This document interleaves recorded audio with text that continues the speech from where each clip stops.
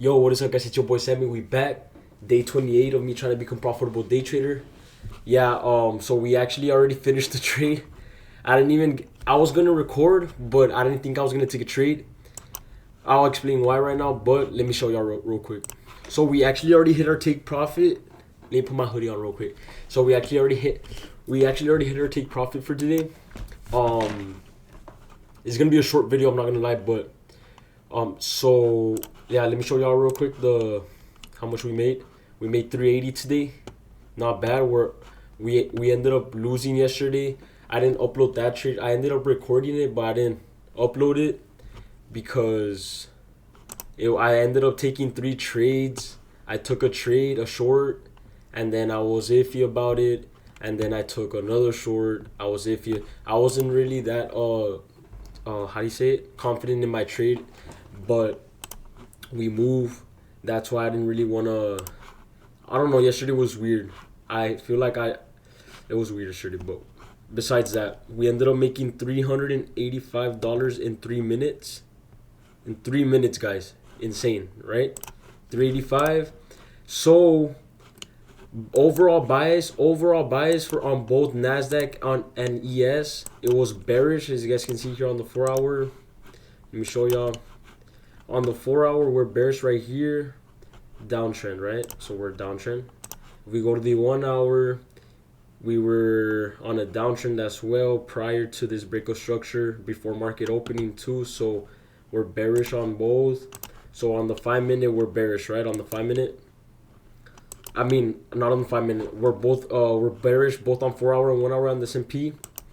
So we're gonna be looking at here for the confluence on the 5 minute.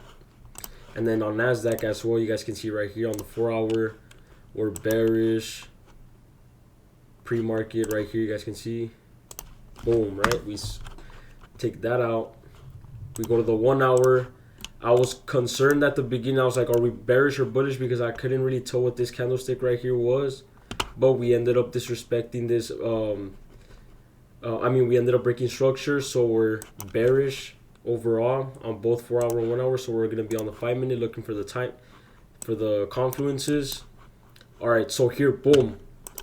So I'm trying to look for highs, right? Highs. I'm trying to look for highs to get swept in order for me to look for shorts, because at the end of the day, our overall bias was bearish. So we're trying to look for shorts. But that doesn't mean every single time I'm going to want to take a short, because it just depends how market opens up and everything, So pre-market, I'm thinking, all right, so we want shorts, right? Because bias is bearish. But prices had already swept out the London session low here on Nasdaq and on ES. It already swept out London session low. So then my thinking is for me to look for a trade, we'd have to sweep out these highs up here in order for me to look for shorts, to reverse for the liquidity sweep, because we need liquidity sweep to happen.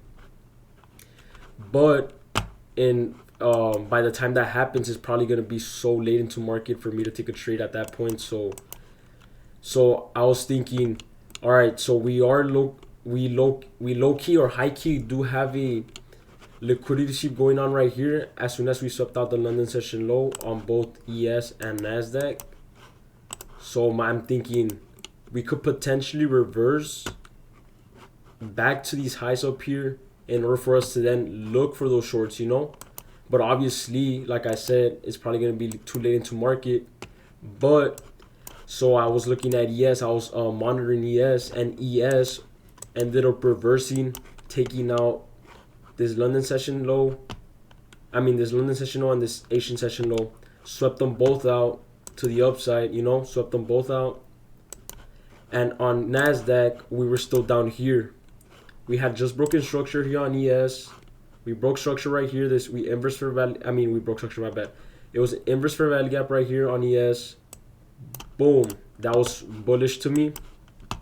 So then I went over here and I entered price right above the break of structure right here, right above the fair value gap right here, because I'm thinking, so since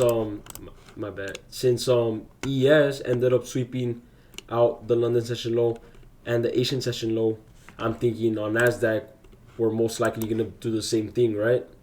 Obviously, I didn't want to target the London session high here. Although we might actually end up sweeping it out as well, since it swept it out over here on Nasdaq. I mean on ES. But I want, like I said, like you guys know me, I like securing profits, and I felt like I entered in a good position. My stop loss was most likely gonna be right here, right below right here, right below this fair value gap. As soon as we made it. So overall risk reward ratio was good, honestly, more than a 101, so that's good. We ended up risking around 300 to make 380, which is 385 actually, to be exact.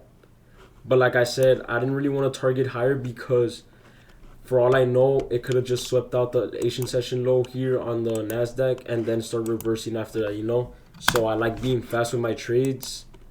Like you see, like for this example, it could have swept out the Asian session high. The Asian session low, and then start reversing after that, since the overall bias was bearish at the end of the day. But that is why I took the trade. That was really fast, actually.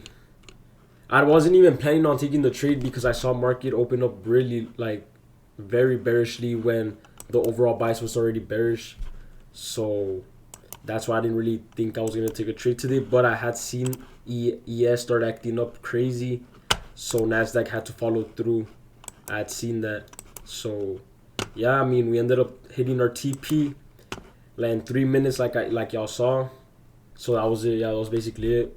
Took the long on Nas, and we hit as soon as possible.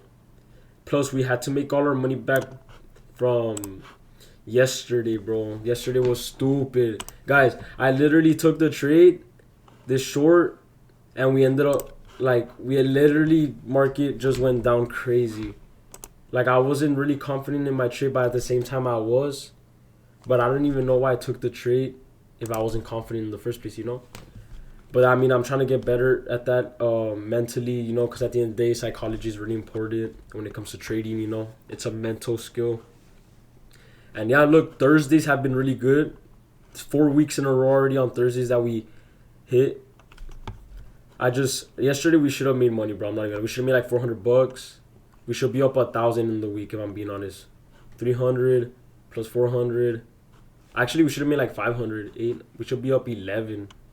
That's crazy, bro. But yeah, that was it. 380. We're up 1,300 in the week. In the month. We're up 366 in the week.